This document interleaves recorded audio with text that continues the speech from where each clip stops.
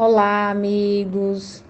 Vamos dar início ao nosso evangelho de hoje, fazendo a leitura de um trecho do livro Viver e Amar, do Divaldo Pereira Franco, com psicografia de Joana de Ângeles.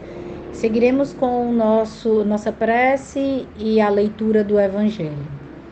O texto fala: Companhia do amor.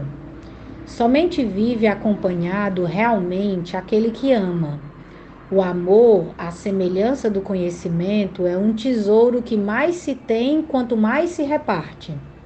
Ninguém fica em carência quando ama, quando ensina. O amor é igual a um espelho que reflete aquele que ama e ao infinito reflete todas as expressões da vida pujante.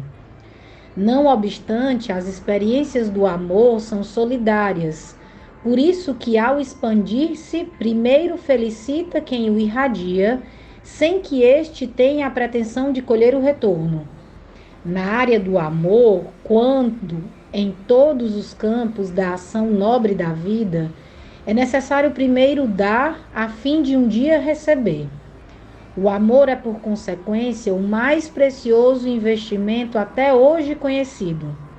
Antes que dê os resultados a que se propõe, produz no nascedouro as excelências de que se reveste: bem-estar, paz e alegria.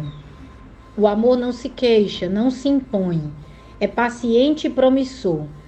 Apesar de todos os seus predicados, não impede que o homem experimente os métodos que propiciam a evolução, dentre os quais o sofrimento em forma de testemunhos, assim logrando atrair os indecisos e inseguros. Ninguém deve temer a experiência gratificante de amar, não se deixando impedir pelos obstáculos que se levantam de todo lado. Dize uma palavra gentil a alguém, expressa solidariamente com um gesto a outrem, coopera com um sorriso cordial em qualquer realização divina, demonstra vida e ser afável com todos, fartear um grande bem o ato de amar. Não aguardes, porém, que os outros te compartam as dores e provas que são sempre pessoais e intransferíveis. O melhor amigo e mais caro afeto, por mais participem da tua aflição, não conseguirão diminuir a profundidade e crueza. Chama pintada, por mais perfeita, jamais terá o poder de atear o incêndio que uma insignificante fagulha produz. Na cruz, Jesus estava acompanhado por 2 delinquentes. No entanto, cada um dos crucificados experimentava emoção própria. A bala que vitimou Gandhi alcançou-o, embora a multidão que o cercava. O veneno que Sócrates sorveu mataria qualquer um, todavia ele o tomou a sós. Os estigmas em Francisco de Assis provocavam comoção em todos, mas ele os sofria em solidão. O processo de ascensão libertadora é pessoal. Há os que carregam cruzes invisíveis, cercados de amigos e solitários na dor. Ama desse modo, a fim de que se te faça solidário com esses corações solitários que avançam no rumo da felicidade, por enquanto sofridos e amorosos ou carentes e necessitados.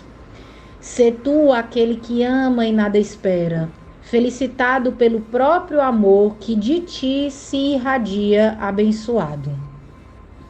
E com essa leitura que nós enchamos o nosso coração de amor, de paz, da alegria divina por estar presente nesse momento da vida terrena, tentando evoluir, nos melhorar, e que todas as nossas ações sejam baseadas no amor ao próximo, no amor a si, mas não esse amor carnal, material, e sim o amor divino.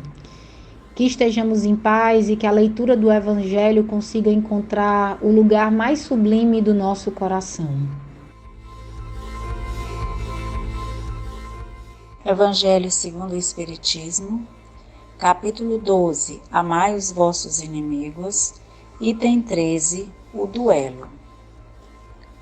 O duelo como o que outrora se chamava juízo de Deus, é uma dessas instituições bárbaras que ainda regem a sociedade. Que diríeis, entretanto, se visseis os dois antagonistas mergulharem na água fervente ou sujeitarem-se ao contato do ferro em brasa para decidir a sua disputa, dando razão ao que melhor se saísse da prova? Chamaríeis de insensatos a estes costumes, pois o duelo é ainda pior que tudo isso. Para o duelista emérito, é um assassinato cometido a sangue frio, com toda a premeditação desejada, porque está seguro do golpe que irá desferir. Para o adversário, quase certo de sucumbir em virtude de sua fraqueza e de sua inabilidade, é um suicídio cometido com a mais fria reflexão. Bem sei que muitas vezes se procura evitar essa alternativa igualmente criminosa, recorrendo-se ao azar. Mas isso não é, embora, sob outra forma, uma volta ao juízo de Deus da Idade Média? E lembre-se que naquela época era infinitamente menos culpado. O próprio nome de juízo de Deus revela uma fé ingênua, é verdade, mas sempre uma fé na justiça de Deus, que não poderia deixar sucumbir um inocente, enquanto ao duelo tudo se entrega à força bruta, de tal maneira que é frequente sucumbir o ofendido.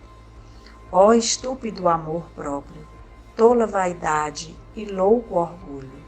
Quando sereis substituídos pela caridade cristã, pelo amor do próximo e a humildade de que o Cristo nos deu exemplo e ensino? Somente então desaparecerão esses preconceitos monstruosos que ainda dominam os homens, que as leis são impotentes para reprimir. Porque não é suficiente proibir o mal e prescrever o bem. É necessário que o princípio do bem e o horror do mal estejam no coração do homem. Um espírito protetor, Bordeaux, 1861. O espírito protetor faz menção a esse costume antigo, que era chamado de juízo de Deus, para disputar, para decidir uma querela, um conflito. E o espírito protetor nos lembra assim: que você diria se você visse duas pessoas se degladiando dessa forma, ou se eles se vissem? São dois antagonistas mergulhados assim na água fervente do ódio, da raiva, e se sujeitam assim a ferro e em brasa para decidir na disputa quem tem razão, quem vai se sair bem da prova. E é uma prova que, de um jeito ou de outro, terá uma morte. Ou é um assassinato daquele que é mais forte, daquele que tem mais condições de ganhar o duelo, ou, do outro lado, um suicídio, porque o outro, se sabendo fraco e entrando nessa disputa, sabe que ali ele pode morrer, então ele está se permitindo a própria morte. Então, esse é um costume bárbaro da Idade Média, mas que, segundo o Espírito, ainda hoje deve existir em algum lugar. E aí, no final, o Espírito comenta: ó estúpido amor próprio, que não abre mão desse duelo de jeito nenhum, dessa tola vaidade e desse louco orgulho, quando sereis substituídos pela caridade cristã e pelo amor do próximo, e a humildade de que o Cristo nos deu exemplo de ensino. Isso não necessariamente um tipo de duelo como existia na Idade Média, mas ainda hoje há muitos tipos de duelo que não são assim com as armas em punho, ou com as armas em punho, mas duelos em que vai matando, as pessoas vão se matando umas às outras e outros vão se deixando morrer pelo ódio, pela vaidade, pela indiferença, pelo orgulho e a tola vaidade. Que esteja longe de nós esses sentimentos tão ruins e tão pequenos, que possamos crescer, aprender a perdoar, aprender a buscar o amor de Jesus na sua forma mais simples, que a gente pode vivenciar. E concluindo o trabalho da nossa noite, as atividades que realizamos no dia e agora o nosso evangelho final, nós elevando cada vez mais o nosso coração ao alto, agradecendo ao Pai de misericórdia. Sede bendito, meu Pai, por tudo quanto recebemos. Perdoai as nossas falhas, os nossos deslizes, cometidos por orgulho, egoísmo e a falta da caridade. Dai-nos, Senhor, a força de não tornarmos a falir nesta existência, aproveitando toda a oportunidade para seguirmos caminhando sempre para frente, nos dando coragem de reparar as nossas faltas. Que saibamos orar incessantemente, agradecendo e te suplicando a força para as nossas imperfeições serem minimizadas. Que todos os dias, como um ato de amor, sejamos gratos a Ti, que nos assiste o tempo inteiro. E quando a felicidade nos chega, é resultado desta conexão permanente entre o orar, o vigiar, o sentir e o viver o Evangelho de Jesus. Que o Senhor possa nos abraçar a alma, abraçando-nos e derramando suas bênçãos sobre a água que se encontra ao nosso redor. Ela é um bem maior, de que necessitamos todos os dias para sobreviver. Que ela seja a nossa fonte, a nossa força, a nossa saúde, a saúde do corpo e da alma. Dá-nos uma boa noite, Senhor. Nos ilumina durante o sono físico, para que saibamos realizar as ações que precisamos para o nosso burilamento espiritual.